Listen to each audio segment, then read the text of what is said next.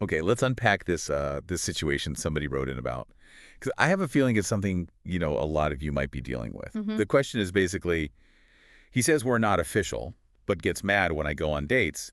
Am I wrong for talking to others? Ah, yes. The classic situationship ambiguity. Exactly. That whole modern dating gray zone. It feels like, I don't know, the rules are constantly shifting, doesn't it? It really does. And it's striking just how common these undefined relationships are now. The old path baiting relationship commitment, it's just not as clear cut for everyone. Yeah, it feels much fuzzier. And that fuzziness, well, that's where you get these kinds of mixed signals and potential blowups. Definitely. And actually, to get a feel for how people are seeing this specific dilemma, Hmm. we looked into this online space, DuelVice. Oh, right. Yeah, DuelVice. they basically put this exact question out there, almost word for word. And the reactions, wow, they really show the different ways people approach this. It's interesting they frame it like you have to pick a side. That framing itself kind of speaks volumes about the tension, The idea of not official suggests freedom, right? But then the reactions often imply something else, like exclusivity. Totally. Yeah. It makes you wonder, what are the real rules then, the unspoken ones?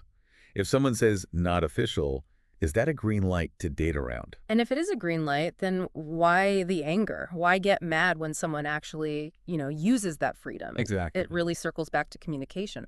Or, more often, the lack of it. Mm-hmm. If you don't actually talk about what not official means to both of you, you're almost setting yourself up for someone to get hurt or confused. It can mean totally different things. Yeah, not official isn't really a definition, is it? It's more like the absence of one. Precisely. And DuelVice, well, they had some strong takes on this. They did. One comment really jumped out at me. If your situationship has more rules than the relationship, it's time to say bye, girl. Oof. Pretty direct. Yeah, quite direct.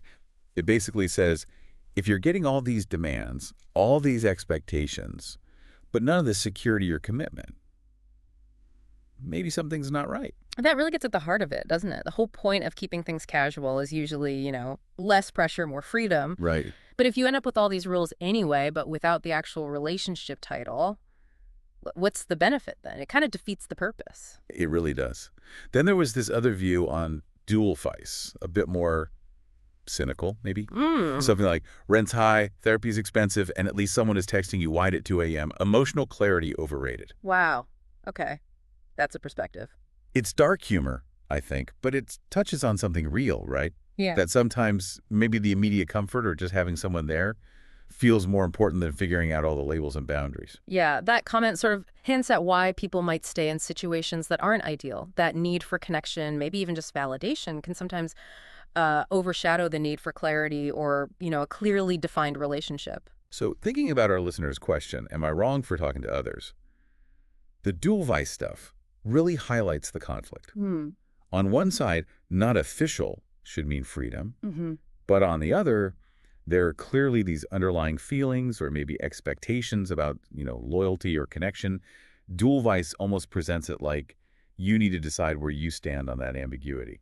And that point about situationships having too many rules, that's a good one to consider. Like, is the lack of a label actually giving you any real freedom if it's loaded with unspoken demands? Right. Or is it just creating more confusion? Exactly. And then that other more cynical take, it pushes us to think about what we're actually prioritizing. Is it the clear lines, the emotional certainty, or is it sometimes about meeting more immediate needs, even if things are messy? So maybe for you listening, as you think about this situation, or even your own dating life, it's worth asking, what boundaries and expectations are really operating? Are they spoken? Unspoken. Are they explicit or just sort of assumed? Mhm. Yeah. And maybe the bigger question isn't about who's right or wrong in this specific case, but more. Are the dynamics you have in place, whatever they are, actually serving you? Are they working for you? That self-reflection seems key. Really understanding the unspoken currents in our connections.